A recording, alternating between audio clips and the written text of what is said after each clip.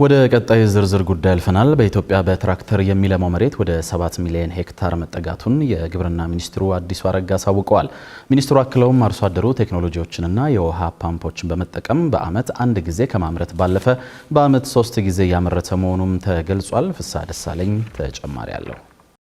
በኢትዮጵያ ባለፉት 9 ዓመታት በግብርናው ዘርፍ የተሰራው የሪፎርም ስራ ግብርናውን ወደ መካናይዜሽን ሊያሸጋግር የሚችል እድል መፍጠሩን የግብርና ሚኒስቴር ገልጿል። ግብርናውን ወደ መካናይዜሽን እንዲሸጋገር አስተዋጽኦ ካበረከቱ ጉዳዮች መካከል ትራክተሮች፣ ኮምባይነሮችና በሞተር የሚሰሩ የውሃ ፓምፖችን ከቀረጽ ነፃ ማስገባት የሚያስችል ፖሊሲ በመንግስት በመቀረጹ ነው ብሏል። ይህ በመሆኑ በሺዎች የሚቆጠሩ ትራክተሮች፣ ኮምባይነሮችና በሞተር የሚሰሩ የውሃ ፓምፖች ወደ ሀገር ቤት ከቀረጽ ነፃ መግባታቸውንና የሀገሪቱን የመካናይዜሽን እድገትም 72 በመቶ መድረሱን የግብርና ሚኒስትሩ አዲሱ አረጋ ተናግረዋል። ዛሬ 9 ዓመት የነበረን የትራክተር ብዛት በጣም አነስተኛ ነው የነበረው።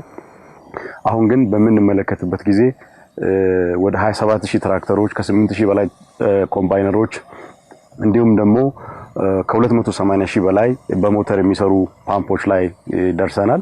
ይሄ ማለት ግብርናችን ከዘልማዳዊ አሰራር እየተላቀቀ ወደ መካናይዜሽን እየተሸጋገረ መሆኑን ያሳያል። በመሰረታዊነት ግብርናችንን ከበሬ ትከሻ እና ከሰው ጉልበት አላቀው ወደ መካናይዜሽን ሊያሸጋግሩ የሚችሉ ሰፊ እድሎች ተፈጥረዋል። በቴክኖሎጂ የሚለማው መሬት ጨምሯል ያሉት ሚኒስትሩ በአሁኑ ጊዜ በትራክተር የሚለማው የሀገሪቱ መሬትም ወደ 7 ሚሊዮን ሄክታር ተጠግቷል ብለዋል። ይህም በሀገሪቱ ከሚለማው መሬት ውስጥ 1/3ኛውን ያህል በትራክተር ማልማት መቻሉንም ጠቅሰዋል። በተመሳሳይ በሞተር የሚሰሩ የውሃ ፓምፖችን በመጠቀም የሚለማው መሬትም በየዓመቱ እድገት ማሳየቱን የጠቆሙት ሚኒስትሩ በዚህ ዓመት ብቻ 4 ሚሊዮን ሄክታር መሬት በመስኖ ማልማት ተችሏል ብለዋል። የሜካናይዜሽን እድገታችንን ባለፉት 9 ዓመታት የ72% እድገት ነው ያሳየው።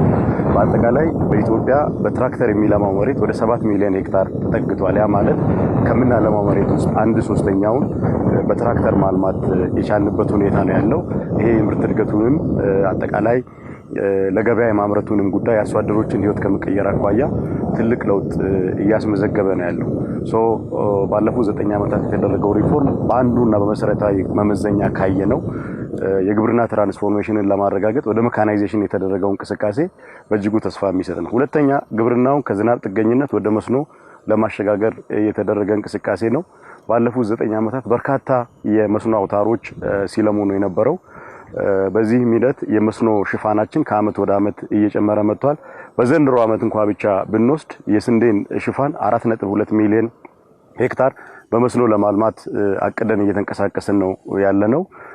ስለዚህ ከ9 ዓመት በፊት የመስኖ ስንዴ ልማት ምንም የሚታሰብ አልነበረም። በዘንድሮ አመት ግን ወደ 3.87 ሚሊዮን ሄክታር በመስኖ ልማት መሸፈን ችለናል። አርሶ አደሩ በአመት 3 ጊዜ እንዲያመርት በመደረጉ ከግብርናው ዘርፍ የሚገኘው የውጭ ምንዛሬ ገቢ ማደጉንም ሚኒስትሩ አቶ አዲሱ አረጋ ተናግረዋል። በመሰረታዊነት የምናየው አጠቃላይ የምናመርተው ምርት ለምግብነት ብቻ ወይም ደግሞ ከእጅ ወደ አፍ ከሆነ የአመራረት ዘይቤ ተላቀን ለገበያ ወደ ማምረቱ ያደረግነው እንቅስቃሴ ነው ማለት ነው።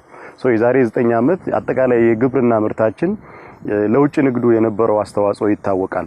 አገራዊ አጠቃላይ የኤክስፖርት ገበያችን ከ3 ቢሊዮን ዶላር በታች ነው የነበረው በአመት።